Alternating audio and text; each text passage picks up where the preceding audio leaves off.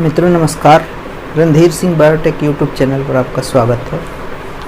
आज हम TGT physical education संबंधित आपके कुछ महत्वपूर्ण एमसीक्यूज को लेकर उपस्थित हैं। तो ये एमसीक्यूज आपका 24 नंबर का है, 24 नंबर का है। आइए देखते हैं कुछ महत्वपूर्ण क्वेश्चंस को जो प्रतियोगी परीक्षाओं में आपके पूछे जाते हैं। तो देखा जाए क्वेश्चन नंबर जो 1 है, क्वेश्चन नंबर 1 जो आपका पूछा जा रहा है, राजकुमारी अमृत कौर, राजकुमारी अमृत या अमृता कौर किस खेल से संबंधित। एक बहुत ही फेमस नाम है, बहुत बड़ी हस्ती थी। तो ये पूछा जा रहा है कि किस खेल से संबंधित थी। देखिए फुटबॉल, कबड्डी, वॉलीबॉल, टेनिस। तो टेनिस से संबंधित, किससे संबंधित है? टेनिस से संबंधित है। यहाँ पे विकल्प डी सही होगा। अब देखते हैं कि जो राजकुमारी अमृता कौर हैं, अमृत कौर हैं, ये टेनिस से संबंधित हैं। और ये देखा जाए इनके नाम से 1953 में एक स्कीम चलाई गई थी, अमृत कौर स्कीम। कौन सी? अमृता कौर स्कीम चलाई गई थी, अमृता कौर स्कीम चलाई गई थी। ये स्कीम जो आपकी थी, कैसी स्कीम थी? कोचिंग की स्कीम थी। किसकी स्कीम थी? कोचिंग की स्कीम चलाई गई थी कि बच्चों को मतलब एक तरह से कोचिंग दिया जाएगा, खिलाड़ियों को कोचिंग दिया जाएगा। और उस कोचिंग का नाम था राजकुमारी अमृता कौर कोचिंग स्कीम। तो अमृता कौर कोचिंग स्कीम 1953 में शुरू होती है और ये 1961 में इसको बंद कर दिया जाता है। क्यों बंद किया जाता है? तो कोचिंग के लिए उस समय कोई व्यवस्था नहीं थी। NSNIS की स्थापना कहाँ कर दी जाती है? पटियाला में कर दी जाती है 1961 में। और NSNIS की स्थापना पटियाला में हो जाती है। Netaji Subhash national institute of sport की स्थापना पटियाला में 1961 में होती है। इस स्कीम को इसमें मर्ज कर दिया गया, विलय कर दिया जाता है। तो अमृता कौर आपकी टेनिस की खिलाड़ी थी। रहने वाली कहाँ की थी? लखनऊ की थी।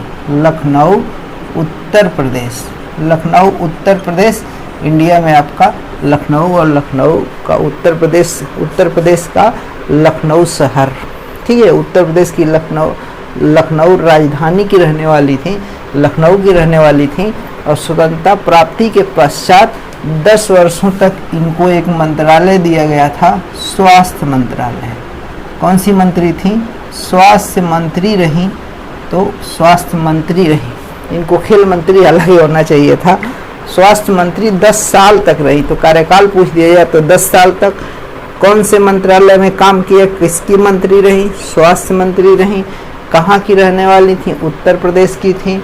इनके नाम से एक अमृता कौर कोचिंग स्कीम चलाई जाती थी। कब उसकी शुरुआत होती है? 1953 में होती है इनके नाम से।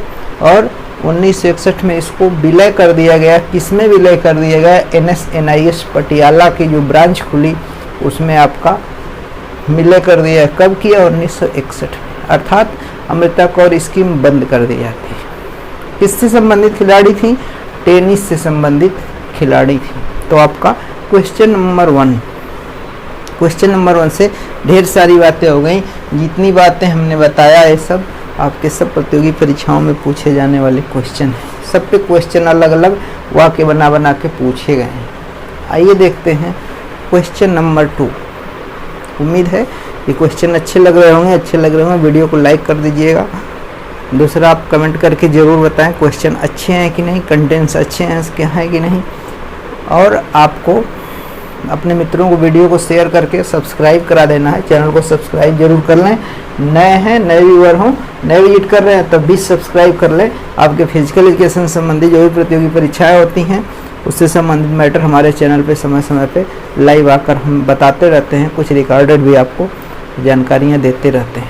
तो लाइक कर दें, कमेंट कर दें और चैनल को सब्सक्राइब जरूर कर लें। अपने मित्रों को भी शेयर कर दें।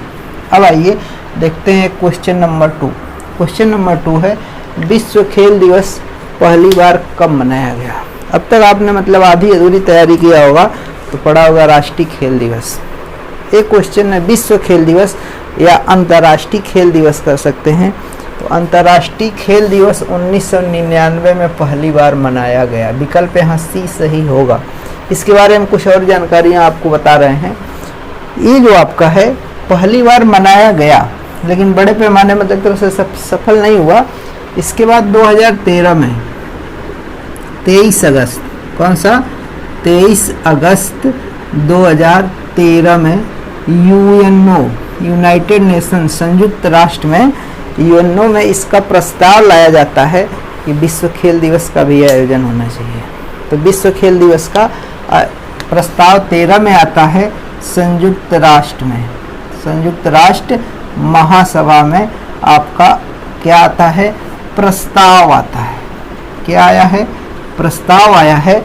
और 2014 में पास हो गया। उसके बाद लगातार आपका ये कहा गया कि हर साल खेल दिवस का आयोजन होगा। और अंतर्राष्ट्रीय खेल दिवस, अंतर्राष्ट्रीय खेल दिवस कब मनाया जाएगा, 6 अप्रैल को। और 6 अप्रैल को ही आपका देखा जाए ओलंपिक की भी शुरुआत होती है। 6 अप्रैल यूनान का ग्रीस जो है होता है, तो वो आपका 6 अप्रैल, तो ये 6 अप्रैल का डेट माना गया। ये अंतर्राष्ट्रीय खेल दिवस या विश्व खेल दिवस कब, 6 अप्रैल को। 6 अप्रैल को इंटरनेशनल स्पोर्ट्स डे, विश्व खेल दिवस।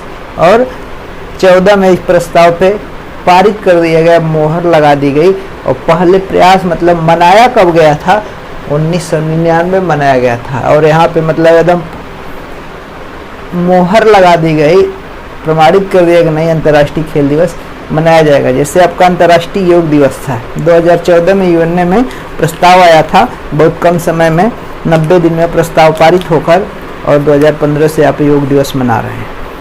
तो योग से संबंधित इसका लेक्चर, योग दिवस की शुरुआत कब हुई, क्यों हुई, किसने कराया, ये सब वीडियो हमारे यूट्यूब चैनल पर पड़ी हुई है, उसको आप देख सकते हैं। योग वाले डिस्क्रिप्शन में आप जाइए, आप उसमें आप हमारे यूट्यूब चैनल के प्लेलिस्ट में जाएंगे, योग की ढेर सारे लेक्चर्स पड़े हुए हैं, उनको देखेंगे तो उसमें योग की जानकारी मिल जाएगी। ठीक है, अब आ जाइए क्वेश्चन नंबर 3।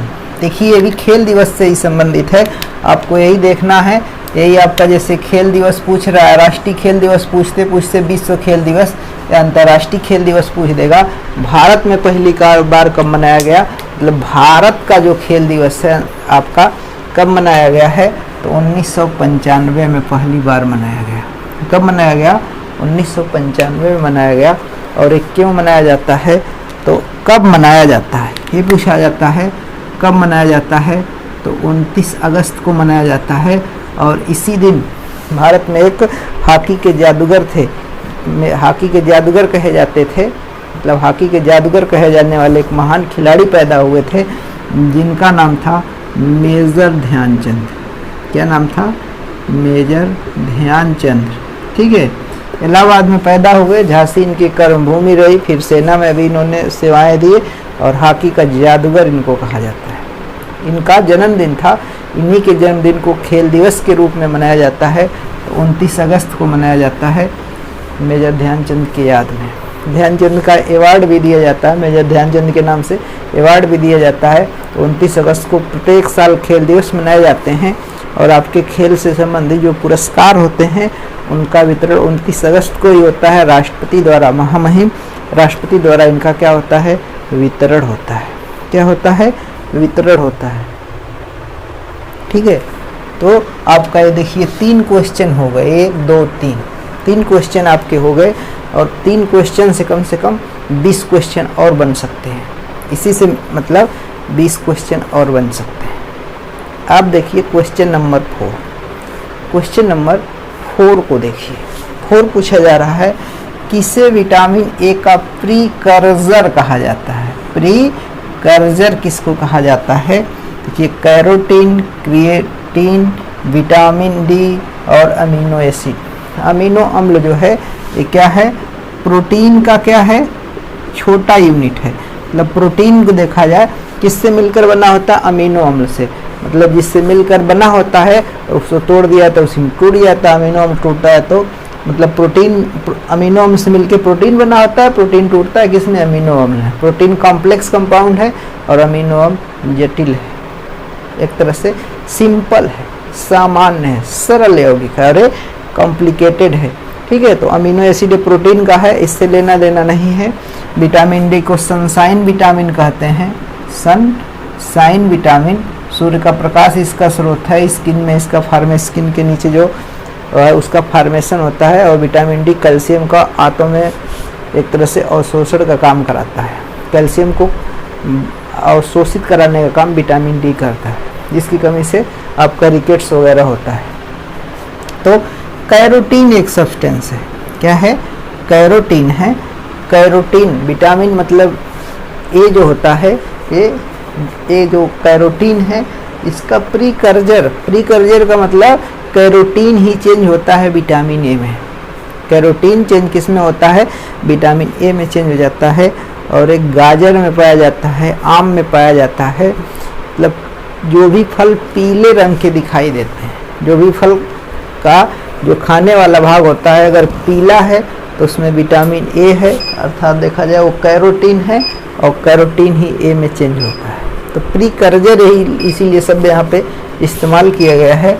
तो ये प्रीकर्जर क्या है, कैरोटीन है, अर्थात यहाँ देखिए कैरोटीन किस में चेंज होता है, वाइटमिन्स ए में, वाइटमिन्स ए में चेंज हो जाता है। तो प्रीकर्जर क्या है, कैरोटीन है। और कैरोटीन पीले फलों में पाया जाता है जिनका खाने वाला भाग पीले रंग का होता है, गाजर पीला, आम, पपीता ऐसे आपको मिलेंगे। तो प्रीकर्जर क्या है, कैरोटीन है। ऐसे क्वेश्चन घुमा देता है, ऐसे ही क्वेश्चन घुमा देता है, तो आपको थोड़ा सा ध्यान देने की ज़रूरत होती है, अभ्यास की ज़रूरत होती है। क्वेश्चन नंबर 5 पे आ जाइए। निम्नलिखित पदार्थों में से सर्वाधिक विषैला पदार्थ कौन सा है। देखिए यूरिया है, विषैला ये भी है, ये भी है, ये भी, विषैले सारे हैं, विषैले सारे हैं। यूरिया आपका मनुष्य में एक तरह से देखा जाए उत्सर्जन होता है, यूरिक एसिड के रूप में चिड़िया जो होती हैं, पंछी जो होते हैं उत्सर्जन करते हैं। क्रिएटिनिन आपका यूरिन में होता है, इसकी मात्रा बढ़ जाए तो किडनी के लिए हानिकारक होता है, किडनी को नुकसान पहुंचाता है। और एक अमोनिया एक ऐसा सब्सटेंस है, हालांकि यहाँ पे विटामिन का नहीं, यहाँ पे आपका विकल्प डी सही होगा। अमोनिया हाईली टॉक्सिक सब्सटेंस है, अमोनिया जो है हाईली टॉक्सिक सब्सटेंस है, बहुत विषैला पदार्थ है, और इसके उत्सर्जन के लिए बहुत ज़्यादा मात्रा में पानी की आवश्यकता पड़ती है, पानी की आवश्यकता पड़ती है। इसलिए जो जली जीव होते हैं, जो पानी में जीव होते हैं, वो अमोनिया का उत्सर्जन करते हैं। पानी मतलब उन्हीं में अमोनिया की मात्रा ज़्यादा होती है, वो पानी वाले जीव ही अमोनिया का उत्सर्जन करते हैं। तो क्वेश्चन यहाँ पे देखिए डी हो गया। हाईली टॉक्सिक सब्सटेंस क्या है, अमोनिया है। हालांकि है तो सब टॉक्सिक, लेकिन हाईली सर्वाधिक सबसे ज़्यादा कौन है, अमोनिया है। आई होप कि क्वेश्चन अच्छे लग रहे होंगे, अच्छे लग रहे हों तुरंत लाइक करिए और कमेंट करिए, तुरंत आप कमेंट कर दें, कमेंट ज़रूर करके बताएं, हमारा उत्साहवर्धन करें ताकि आपको और अच्छे क्वेश्चन प्रोवाइड करा सकें। आइए अब देखते हैं क्वेश्चन नंबर 6। खेलो इंडिया प्रोग्राम की पहली प्रतियोगिता कहाँ हुई। खेलो इंडिया का भी देखिए एक लेक्चर हमारा इसी वीडियो के पहले आपका एक लेक्चर पड़ा हुआ है, उसमें देखेंगे खेलो इंडिया और फिट इंडिया प्रोग्राम। तो खेलो इंडिया प्रोग्राम आपका है, इसका उद्घाटन नई दिल्ली में होता है, और श्री नरेंद्र मोदी ने इसका क्या किया, उद्घाटन किया। और खेलेगा इंडिया, तो खेलेगा इंडिया तो खिलेगा इंडिया, ठीक है, खिलाड़ी खेलेगा तो खिलेगा, मतलब खेलो इंडिया आपका एक प्रोग्राम है। 2018 में प्रथम इसके गेम 2018 में इसके पहली शुरुआत होती है, और नई दिल्ली में हुआ है आपका। नरेंद्र मोदी जी ने इसका उद्घाटन किया, और इसमें हरियाणा विनर रहा, महाराष्ट्र रनर रहा। इसके बाद 19 में होता है, 19 में महाराष्ट्र विनर है और हरियाणा रनर है। फिर 20 में होता है, 2020 में, 21 में नहीं हुआ, फिर 22 में हुआ है। मतलब इसे हर साल मनाया जाएगा, हर साल मनाया जाएगा। रूट टैलेंट हंट है एक तरह से, इसमें जो ग्रामीण स्तर की प्रतिभाएं हैं, एकदम लास्ट तक जो प्रतिभाएं हैं उनको उभारना है। 5 से 8 लाख इसमें स्कॉलरशिप की भी व्यवस्था है। बहुत बढ़िया प्रोग्राम है, बशर्ते सही तरीके से सफल हो जाए, बहुत अच्छा प्रोग्राम है। तो खेलो इंडिया प्रथम प्रतियोगिता नई दिल्ली में हुई। क्वेश्चन नंबर 7 पर आ जाइए। फिट इंडिया का ब्रांड एम्बेसडर, तो फिट इंडिया का ब्रांड एम्बेसडर कुलदीप हांडू हैं, श्रीनगर के रहने वाले हैं। इसके बाद क्वेश्चन नंबर 8 देख लीजिए। 8 पूछा जा रहा है, भारतीय शारीरिक शिक्षा में ड्रिल को अनिवार्य विषय बनाया। जो आपका फिजिकल एजुकेशन है और इंडियन फिजिकल एजुकेशन है, इसमें ड्रिल को, क्वेश्चन फिर से ध्यान से देख लीजिए। भारतीय शारीरिक शिक्षा में ड्रिल है, मार्च पास है, ड्रिल है, इसको अनिवार्य विषय किसने बनाया? राजा राम मोहन राय ने, बाबर ने, कोई नहीं और अंग्रेजों ने। तो यहाँ पे अंग्रेजों ने, मतलब देखा जाए शारीरिक शिक्षा को, फिजिकल एजुकेशन को बढ़ावा देने में किसने ज़्यादा काम किया? अंग्रेजों ने किया। अंग्रेजों के शासनकाल में इंडिया में फिजिकल एजुकेशन काफ़ी मतलब किया, खेलों को काफ़ी प्रचार प्रसार और बढ़ावा दिया अंग्रेजों ने। और मुस्लिम काल में आपका स्वतंत्रता के पहले आपका खेल क्या मतलब योग पे प्रतिबंध लगा दिया गया था। किस पे प्रतिबंध लगा दिया गया था? योग पे प्रतिबंध लगा दिया गया था और योग को बढ़ावा दिया जा रहा है। हालांकि योग शारीरिक शिक्षा का एक अभिन्न अंग है। आप शारीरिक शिक्षा अर्थात फिजिकल एजुकेशन को बढ़ावा देंगे, माध्यमिक स्तर से लेके हायर एजुकेशन तक अगर आप फिजिकल एजुकेशन टीचर रखें तो योग अपने आप बढ़ जाएगा। उसी का एक पार्ट है, ऑटोमेटिक बिना बढ़ाए बढ़ जाएगा। सब टीचर योग कराने लगेंगे, उनको अनिवार्य गाइडलाइन दे दी जाए। लेकिन कुछ लोगों ने योग अलग बना दिया है, एक अलग फिजिकल एजुकेशन फिर अलग थलग पड़ गया है। योग से आप केवल योग को बढ़ा सकते हैं और फिजिकल एजुकेशन में आपके जो भी स्पोर्ट्स हैं, जो भी खेल कूद हैं, मार्च पास है, ड्रीम है, लाठी डंबल, लेझिम, भाला, तलवार, आपका जितना शारीरिक व्यायाम, मार्च पास, ड्रिल, जितनी भी आपकी एक्सरसाइज है, एनएफसी की पीटी है, कैलिस्थेनिक है, एक्सरसाइज है, योग है, आसन है, खेल कूद है, जो भी गेम्स हैं उनका प्रशिक्षण आपका होता है। मतलब एक तरह से फिजिकल एजुकेशन टीचर गेम्स भी सिखा सकता है, योग भी सिखा सकता है। और योग का टीचर केवल योग तक ही सीमित कर देंगे। मतलब आपको हमारे हिसाब से रहता है कि आप शारीरिक शिक्षा को बढ़ावा देंगे और शारीरिक शिक्षा का अभिन्न अंग योग है। तो शारीरिक शिक्षा जब बढ़ेगा तो उसी के साथ योग भी आगे बढ़ जाएगा, योग के मामले में विश्वगुरु बन जाएगा। लेकिन मतलब आपको शारीरिक शिक्षा को बढ़ावा देने की ज़रूरत है, न कि केवल इंडिविजुअल योग को। फिर इंडिविजुअल योग को बढ़ाएंगे, फिर इंडिविजुअल गेम को, मतलब डबल मेहनत करनी पड़ेगी इसमें। एक को ही बढ़ाएं, एक को बढ़ाएं, एक बढ़ा सब बढ़ा, समझ रहे हैं? तो सब बढ़ जाएंगे। फिजिकल एजुकेशन देखिए ड्रिल अनिवार्य किया था, एक क्वेश्चन है, और योग पे प्रतिबंध लगा दिया गया था। तो योग आपका शारीरिक शिक्षा का एक अभिन्न अंग है, ये भी क्वेश्चन आता है। योग क्या है?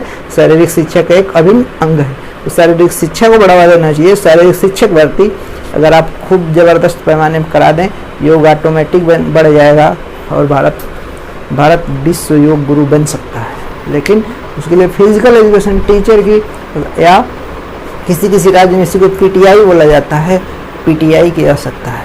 ठीक है, इसके बाद देखते हैं क्वेश्चन नंबर 9। ये क्वेश्चन नंबर 9 देखते हैं। क्वेश्चन नंबर 9 में आपका पूछा जा रहा है, क्वेश्चन नंबर 9 में पूछा जा रहा है, सुमेलित करना है, सही मिलाप करना है। तो सही मिलान करते हैं। तो देखा जाए क्वेश्चन ए जो आपका है, दूध है, सूची ए और सूची 2 को मिलाना है। सूची फर्स्ट में आपका दूध, पनीर और योगर्ट, दूध, पनीर, योगर्ट जो आपका है ये मिल जाएगा आपका।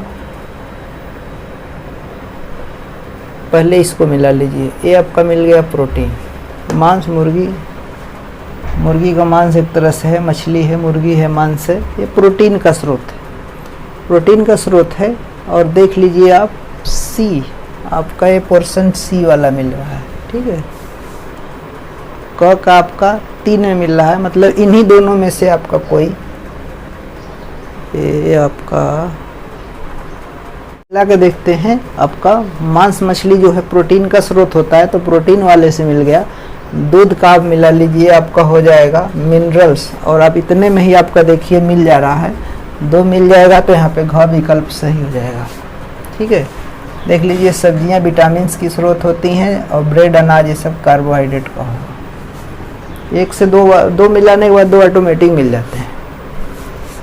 10वां नंबर देख लीजिए, सही सुमेलित करना है सूची फर्स्ट सेकेंड को। मलेरिया जो होता है पैरासाइट से होता है, पैरासाइट से होता है। डेंगू जो होता है अरबोवायरस से होता है। खसरा वायरस से है। मधुमेह में क्या प्रभावित होता है? पेनक्रियाज प्रभावित होता है। तो यहाँ पे कौन सा विकल्प मिल रहा है? देखिए एक मिलाएंगे, ये वाला एक मिला है ना, मलेरिया का पैरासाइट है, प्रोटोजोवंस है, एक तरह से पैरासाइट है। तो देखिए पैरासाइट से होने वाला है, एक मिलाया ऑटोमेटिक 3 मिल गया। एक मिलाएंगे 3 ऑटोमेटिक मिलता है, कभी कभी 2 मिलाएंगे ऑटोमेटिक मिलेगा, कभी कभी 3 में मिल जाता है।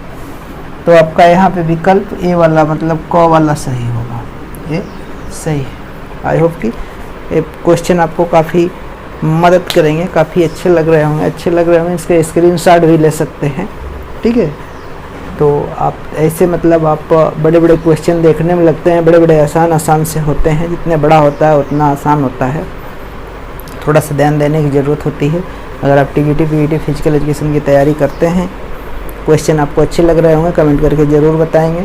और अगर आप हमसे जुड़ना चाह रहे हों तो इस नंबर पे मतलब मैसेज कर दें, और जुड़ना चाहते हो ग्रुप से, तो जुड़ना चाहते हो और मतलब फिजिकल एजुकेशन संबंधित और मार्गदर्शन प्राप्त करना चाहते हैं तो इस पर मैसेज कर सकते हैं, अपनी बात लिखकर मैसेज कर सकते हैं, अनावश्यक फ़ोन न करें। ठीक है, तो ये रही आज के 10 MCQs जो काफ़ी महत्वपूर्ण रहे, और 10 क्या इसमें ढेर सारे और क्वेश्चन बन सकते हैं। तो इसी के साथ आज ये कार्यक्रम समाप्त होता है। नमस्कार, जय हिंद। पूरा वीडियो देखने के लिए बहुत बहुत धन्यवाद।